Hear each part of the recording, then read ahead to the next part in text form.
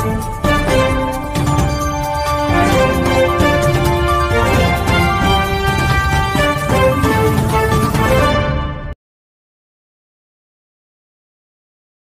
जिल्ह्यात ओला दुष्काळ जाहीर करून शेतकऱ्यांना तातडीची मदत घ्यावी. गणेश पाटील बोथे.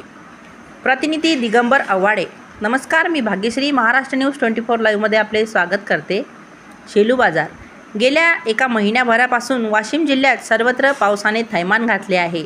शेतकऱ्यांनी आधीच दुबार पेरणी केली आहे. आता कसे सोयाबीनचे पीक शेंगावर असता संततधार पाऊस पडत असल्याने शेती चिबडली आहे.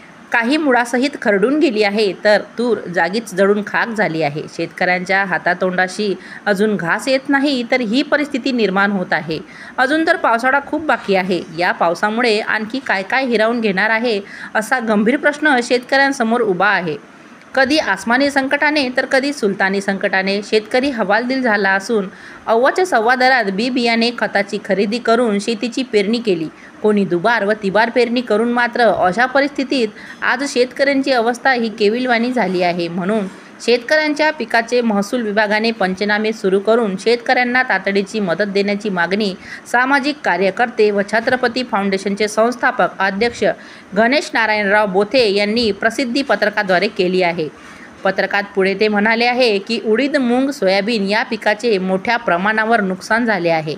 सोयाबीनच्या उभ्या पिकात पावसाचे पाणी साचून असल्याने अक्षरशः सोयाबीन पीक पिवळे पडले आहे, खरडून गेले आहे. म्हणून शेतकऱ्यांच्या हातातोंडाशी अजून काहीही आले नाही. शेतकरी कर्ज काढून शेतीला खर्च करून बसला आहे. निसर्ग साथ देणार की नाही ही शक्यता नाही. अशा परिस्थितीत शेतकऱ्यांना तातडीची आर्थिक मदत करून शेतकऱ्यांना न्याय देण्याची मागणी छत्रपती फाउंडेशनचे संस्थापक अध्यक्ष व सामाजिक कार्यकर्ते गणेश पाटील बोथे यांनी केली आहे. महाराष्ट्र न्यूज 24 लाईव्हकरिता प्रतिनिधी दिगंबर आव्हाडे तसेच मी भाग्यश्री आपली रजा घेते. भेटूया पुढील बातमी सत्रात. नमस्कार.